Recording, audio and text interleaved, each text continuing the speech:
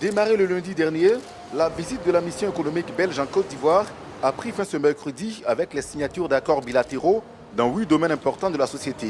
Les secteurs concernés par ces accords sont entre autres ceux de l'environnement, l'énergie, l'exportation, l'ingénierie et le transport. Les accords qui ont été signés en présence du président ivoirien Alassane Ouattara et de son Altesse Astrid, princesse de Belgique, s'inscrivent selon Aliou Coulibaly, ministre ivoirien de l'intégration africaine et des Ivoiriens de l'extérieur, dans la dynamique du renforcement des liens de coopération et d'amitié entre les deux pays.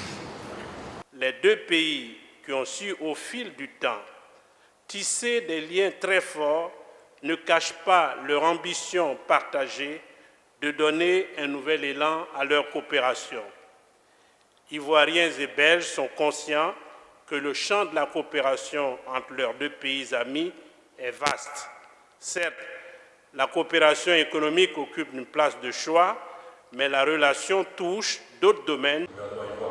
Prenant la parole à son tour, le vice-premier ministre belge, par ailleurs ministre des Affaires étrangères, a d'abord exprimé sa joie pour le séjour agréable passé en terre ivoirienne, avant de relever l'importance de cette mission dans la mesure où elle a permis des échanges de contacts entre les chefs d'entreprise des deux pays et les autorités belges et ivoiriennes.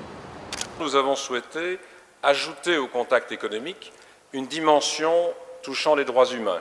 Et je remercie encore votre épouse d'avoir accepté de participer au forum sur droits humains et entrepreneuriat, et plus fondamentalement et plus concrètement concernant l'abolition du travail des enfants. De nombreuses entreprises belges sont désireuses de participer à cette démarche parce qu'elles sont, par exemple, présentes dans la filière du cacao. Rappelons que la mission économique belge qui a effectué le déplacement en Côte d'Ivoire représentait 135 entreprises pour une délégation de plus de 200 personnes.